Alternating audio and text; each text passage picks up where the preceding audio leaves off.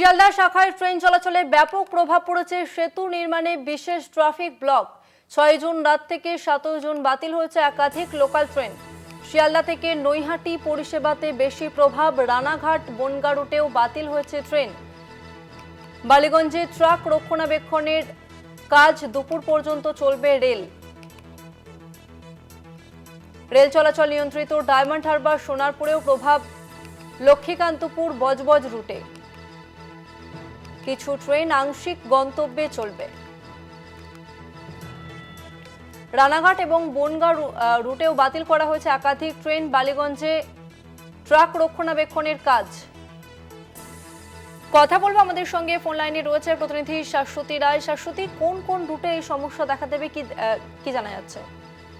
একেবারেই তাসমিনা, শিয়ালদা থেকে বিধাননগরের মধ্যবর্তী অংশে ৩ নম্বর ব্রিজের কিছু অংশে কাজ চলবে, যার জেরে শিয়ালদা উত্তরে অর্থাৎ শিয়ালদা মেন এবং বনগাঁ শাখার একাধিক ট্রেন বাতিলের সিদ্ধান্ত। কারণ আজকে রাত্রির 10টা 15 থেকে আগামীকাল অর্থাৎ রবিবার দুপুর 1টা 15 পর্যন্ত প্রায় 15 ঘন্টার একটি পাওয়ার ব্লকের সিদ্ধান্ত নিয়েছে পূর্ব রেল, যার ফলে একাধিক ট্রেন লোকাল ট্রেন ডাউন এবং আপে বাতিল রাখার সিদ্ধান্ত হয়েছে।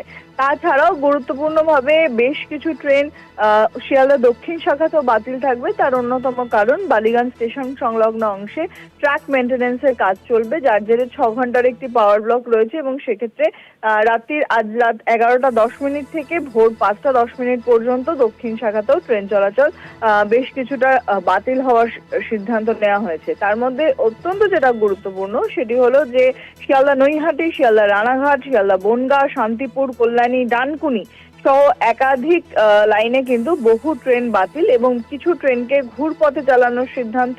যেরকম শিয়ালদা গেদে শিয়ালদা যে লোকাল সেটি ব্যারাকপুর থেকে শর্ট টার্মিনেট করা হবে শনিবার দিন।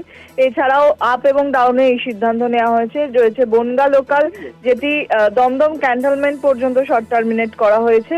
এরকম বহু ট্রেনকে ঘুরপথে চালানোর বা কিছুটা নির্দিষ্ট সংখ্যক স্টেশন পর্যন্ত পৌঁছানোর সিদ্ধান্ত আগামীকালের। এবং এই ট্রেন বাতিলের জেরে কিছুটা হলেও যাত্রী ভোগান্তি বজায় থাকবে। তবে এই কাজ সম্পন্ন হলে বলা যায় যে দীর্ঘদিন ধরে এই ৩ নম্বর ব্রিজের কাজটি সম্পন্ন করার প্রক্রিয়া চালানো হচ্ছিল এবং সেক্ষেত্রে এই পাওয়ার ব্লকের প্রয়োজনীয়তা রয়েছে। এছাড়াও প্রত্যেকটি স্টেশনে একাধিক ট্রেন যেরকম বাতিল থাকছে, যার জন্য যেহেতু রবিবার সেই কারণে কিছুটা হলেও যাত্রী সংখ্যার চাপ কম থাকবে এমনটাই মনে করছে পূর্ব রেল। সেই কারণেই শনিবার রাত থেকে রবিবারের মধ্যে এই পাওয়ার ব্লকের সিদ্ধান্ত। ধন্যবাদ শাশ্বতী।